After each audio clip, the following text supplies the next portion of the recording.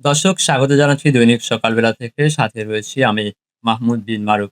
দৈনিক সকালবেলার নিয়মিত আয়োজন সকালবেলা সমসাময়িক। সকালবেলা সমসাময়িকে আমরা জাতীয় এবং আন্তর্জাতিক যা কিছু ঘটছে তা নিয়ে আলোচনা করে থাকি। আমাদের স্টুডিওতে আজ উপস্থিত হয়েছেন বিশিষ্ট রাজনৈতিক বিশ্লেষক এবং কিশোরগঞ্জ জেলা পরিষদের প্রশাসক খালেদ সাইফুল্লাহ সোহেল। স্বাগত আপনাকে।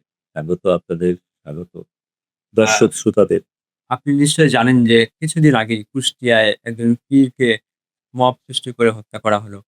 এবং সেই জায়গায় আমরা দেখেছি যে বারবার নিউজ এসেছে যে পুলিশ তাদের কোনো ভূমিকা ছিল না এটার ব্যাপারে। আগে থেকেই আসলে পূর্ব পরিকল্পিতভাবে এই ঘটনাটা ঘটানো হয়। দফায়, দফায় মিটিং হয়। এরকম একটা সংবাদও এসেছে। এই ব্যাপারে আসলে কি বলবেন? বিষয়টা খুবই দুর্ভাগ্যজনক। দেশে আইন আছে, দেশে আইন শৃঙ্খলা বাহিনী আছে, সবকিছু আছে। এরপরে মব কালচার সৃষ্টি করে, মব সৃষ্টি করে। এই যে মব কালচারের যে মব সৃষ্টি করা, এগুলা তো আসলে ভন্ডামির মধ্যে পড়ে।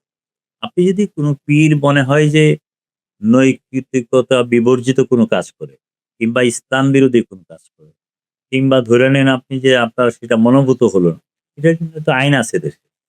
আপনি আইনের দ্বারস্থ না হয়ে আপনি কিছু মানুষ একসাথে মিলে একটা স্লোগান দিলে, দিয়া ইসলামের নামে আপনি ওই বাড়িতে হামলা করলেন, তাকে মেরে ফেললেন। ইসলামের কোন জায়গাতে এটা আছে? কোন আলেম এটাকে সমর্থন করবে? আমার কাছে তো মনে হয় না কোনো আলেম এটাকে সমর্থন করেছে।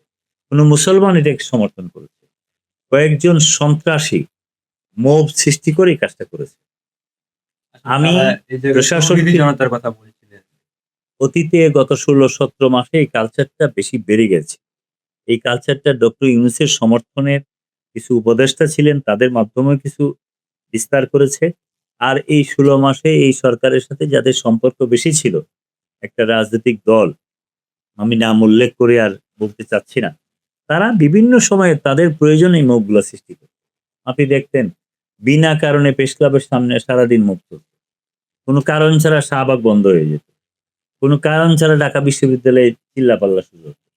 কোনো কারণ ছাড়া যে স্লোগান উঠতো ১, ২, ৩, ৪ এই টাইপের কি বাজে স্লোগান এবং মহিলারা বুরকা পরে নষ্ট স্লোগান দিয়েছে।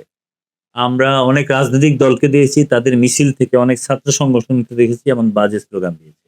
এই মব সৃষ্টি করতে, করতে এটা আসলে বন্ধ হতে একটু সময় লাগে। এই সরকার ক্ষমতায় আসার পরে ইতিমধ্যে বন্ধ হয়ে গেছে।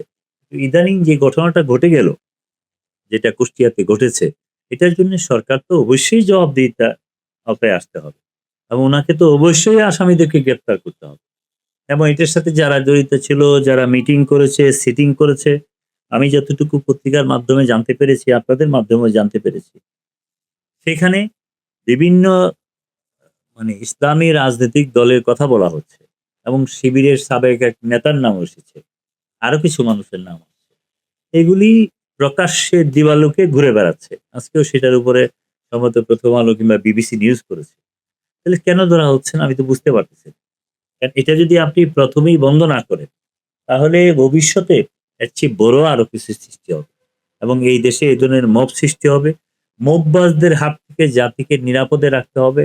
সমস্ত ধর্ম, মত, বর্ণ নির্বিশেষে সবাই মিলে, যেমন শুভ নববর্ষ নববর্ষের দিন গিয়েছে, সেখানে পয়লা বৈশাখ যেমন সারা বাংলাদেশের সমস্ত ধর্ম, বর্ণ নির্বিশেষে সবাই উদযাপন করেছে।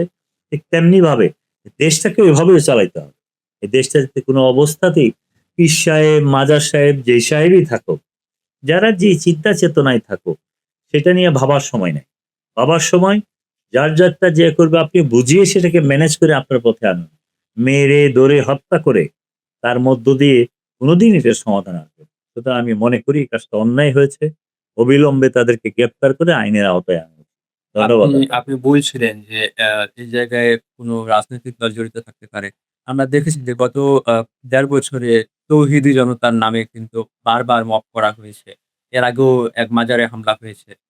এই তৌহিদি জনতার সাথে কি সেই রাজনৈতিক দলের কোনো কানেকশন থাকতে পারে কিনা? বা ধন তাদেরই কোনো ধন্যবাদ আপনাকে। আমি আসলে রাজনৈতিক একটা দলের কথা স্পেসিফিক করে বলি না। রাজনৈতিক দলের সমর্থিতরা, রাজনৈতিক দলের নেতৃত্ব তো ফোকাসে আসে না। তারা যদি এই ধরনের কাজ করে তখন কাউকে শিখিয়ে দেয় কিংবা ম্যানেজ করে সে কাজটা করতে চায়। এই টাইপের যদি কিছু থাকে সেটারও তদন্ত করে বের করা উচিত। প্রয়োজনীয় রাজনৈতিক নেতৃত্ব থেকে সামনে আনা উচিত। তাহলে তো ভবিষ্যতে এটা বাড়বে। নাম্বার ২ আপনি যে প্রশ্নটা করেছেন যে আরো ইসলামী দলের কেউ যদি থাকে, আপনি যদি আইনটা নিজের হাতে তুলে নেন, তাহলে একটা দেশ তো চলতে পারবে না। দেশ তো মুখ থুবড়ে পড়বে। ১৬ মাসে এটার ইন্ধন ছিল। ১৬ মাসে এই দলের সাথে মানে তত্ত্বাবধায়ক সরকারের কে চালিয়েছে, কারা ছিল আপনি আমার চেয়ে ভালো জানেন। এবং ওই সময় ওনারা আসলে আইন কানুনকে মববাজির মধ্য দিয়ে এস্টাবলিশ করত। এখন তো আর এটা নাই। এখন তো সঠিক ট্র্যাকে দেশটাকে চলতে হবে। আমার কাছে মনে হয় যারাই জড়িত থাকুক, আইন শৃঙ্খলা বাহিনীকে কঠোর নির্দেশনা দেওয়া উচিত যে অবিলম্বে তাদেরকে আইনের কাছে সোপর্দ করা। সেটাই আমার লক্ষ্য। ধন্যবাদ। ধন্যবাদ আপনাকে। আর ধন্যবাদ সকালবেলা সময় দেওয়ার জন্য আপনাকে কেটে ধন্যবাদ।